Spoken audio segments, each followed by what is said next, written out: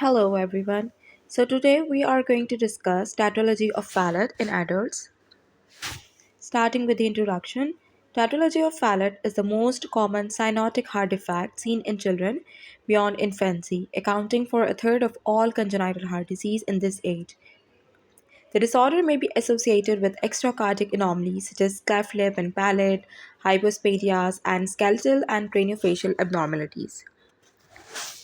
So, coming to the embryology, tetralogy of Fallot is characterized by underdevelopment of the subpulmonary infundibulum, and the failure of normal growth of the subpulmonary infundibulum results in an obstructive pulmonary outflow tract. Because the subpulmonary conus is too small, it fails to fill with the help of the membranous septum, that is, the interventricular foramen. Persistent patency of the interventricular foramen results in the typical mal-aligned VSD of tetralogy of Fallot. The more marked the anterior displacement of the conal septum, the more pronounced is the aortic override. Often even the spiral septum is displaced anteriorly. This may explain anomalies of the pulmonary valve like bicuspid or stenotic or atrasia. It may also explain the unusually large aortic root and ascending aorta in TOF. Now, this is a picture showing the development of TOF. During the fifth week, pairs of opposing ridges appear in the truncus, that is, right superior truncus swelling and left inferior truncus swelling. Hence, while growing toward the aortic sac, the swellings twist around each other, foreshadowing the spiral course of the future septum. After complete fusion, the ridges form the aorticopulmonary septum, dividing the truncus into an aortic and a pulmonary channel. Now, anatomy. Anterocephalic deviation of the outlet septum results in four features: right ventricular outflow tract obstruction, ventricular septal defect, overriding aorta of the ventricular septum, and can you guess the fourth one? Of course, the pulmonary stenosis. So this is a picture showing all the four characteristics of the TOF: pulmonary valve stenosis, right ventricular hypertrophy, overriding of aorta, and ventricular septal defect. The aorta is overriding, that is, it is coming also from it is also covering the RV and also the LV. Associated defects can be the anomalous origin of the LAD. Sometimes it can arise from the RCA. Right aortic arch in 25% cases, ASD in 15% of the cases, persistent left superior vena cava in 5% of the cases, and aortic insufficiency can occur due to root dilatation. Chromosomal anomalies are involved in about 12%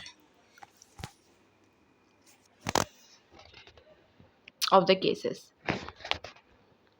Trisomy Town syndrome, trisomy 13 Patau syndrome, trisomy 18 Edwards syndrome, Dijot syndrome, and LHL syndrome. Risk factors. Factors that increase the risk of developing this congenital heart defect during pregnancy include the diabetes mellitus in mother, a mother older than age 40, maternal alcoholism, and poor nutrition during pregnancy. Clinical features: cyanosis in infants, clubbing may be present after 3 months of life, and hypoxic spells. Here we can see a picture of a baby with TOF exhibit bluish skin during episodes of crying or feeding, which is also known as TET spell. Now, this is a spectrum of TOF. Pink one, that is pink tetralogy of Fallot, has no or minimal RVOT obstruction, that is right ventricular outflow tract obstruction, with little aortic override, behaves like a VSD with left to right shunt. The middle spectrum is blue TOF, that is classic TOF, has a degree of right ventricular outflow tract obstruction and aortic override, and the profound cyanosis that can cause around 30% saturation. It is result due to the severe or complete RVOT obstruction. Now, the symptoms or clinical manifestations can be divided into three categories: the patient who have not undergone surgical repair, the patient who have undergone palliative surgery, that is systemic to pulmonary artery shunt, and the patient who have undergone the total repair. So, the first category, that is the patient has not undergone any surgical repair, may present with central cyanosis, clubbing, tachypnea, dyspnea, loss of consciousness.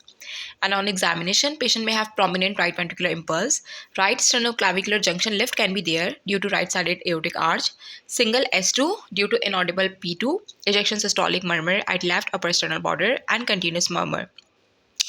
Now, after palliative surgery, the patient can present with diminished brachial pulse of that side, continuous murmur, systolic ejection murmur at stenotic pulmonary artery branch site. And after total repair, the patient can be asymptomatic, or the late symptoms can be dyspnea, exercise intolerance, palpitations, and ejection systolic murmur at left upper sternal border can be present. Systolic murmur at left lower sternal border due to residual VSD can be present, and diastolic murmur at aortic area due to aortic insufficiency can be present. Investigations that are needed: chest X-ray that can show right aortic arch, a concave deficiency of the left heart border, and a boot-shaped heart. Here we can appreciate the concave border of the heart and the boot-shaped heart.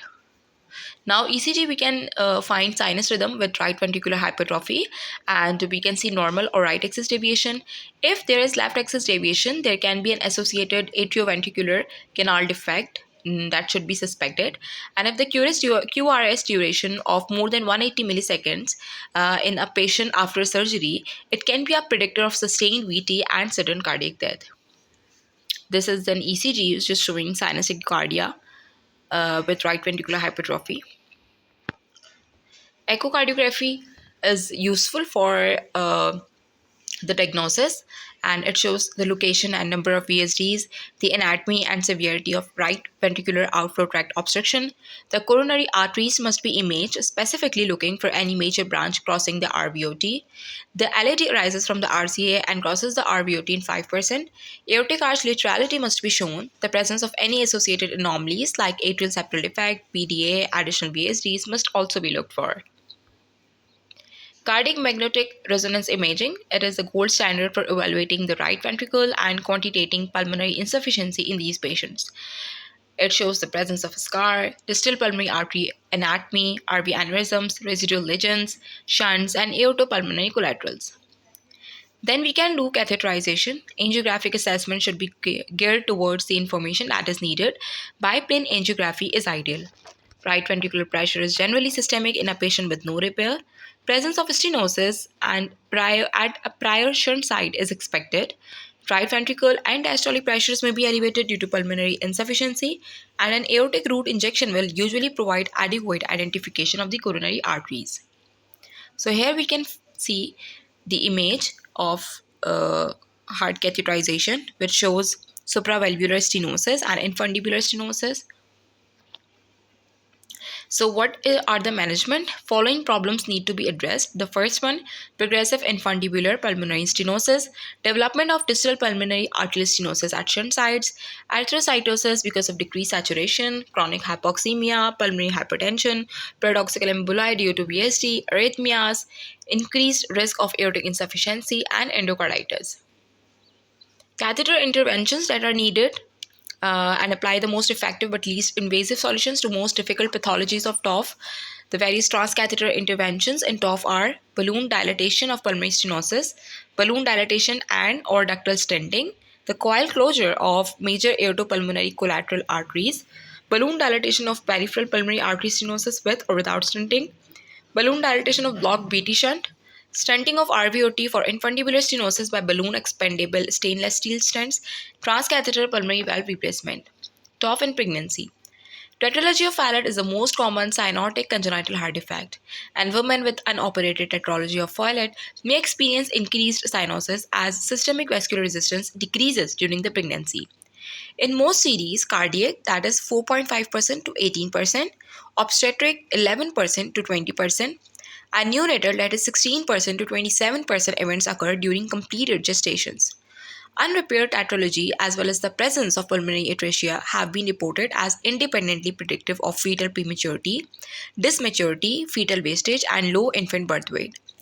The post-ventriculotomy scar exacerbated by a mechanoelectrical disturbance caused by severe pulmonary regurgitation can trigger monomorphic ventricular tachycardia. What are the poor prognostic factors? So maternal hematocrit of more than 60%, arterial oxygen saturation of below 80%, right ventricular hypertension or syncopal episodes can be a poor prognostic factor. An echocardiogram should be performed during every trimester or when indicated to measure aortic root dilatation, since dissection has been reported in individuals with markedly enlarged aortic root. The occurrence of congenital heart disease in the offspring is as high as 6% of live births. The 22q11 deletion is associated with Dye-George syndrome and tetralogy of Fallot. Preconception counseling is very important in this population in order to review the circulation with particular attention to severe right ventricular outflow tract obstruction, severe pulmonary regurgitation, and right ventricular dysfunction. Since pregnancy carries the risk of arrhythmias, right ventricular failure and endocarditis, and elective induced delivery should be planned once fetal lung maturity is attained. Close follow up and management of heart failure and arrhythmias is important. If right ventricular failure occurs, preterm delivery should be considered. Vaginal delivery with low dose combined spinal epidural analgesia and assisted second stage of labor is recommended. When caesarean delivery is indicated for obstetric reasons, a low dose combined spinal with incremental epidural anesthesia or incremental spinal catheter anesthesia are both suitable. General anesthesia is usually reserved for emergency situations. Non-invasive hemodynamic monitoring with periodic blood pressure readings, continuous telemetry to check for arrhythmias, and pulse oximetry for oxygen saturations are recommended. It is important to note that the radial pulse will not be palpable on the same side as the Blalock, Taussig, or BT shunt. All women should receive prophylaxis against bacterial endocarditis and deep venous thrombosis. Thank you. Hope you like this video, and if you have any question, you can mention on the comment section. Thank you.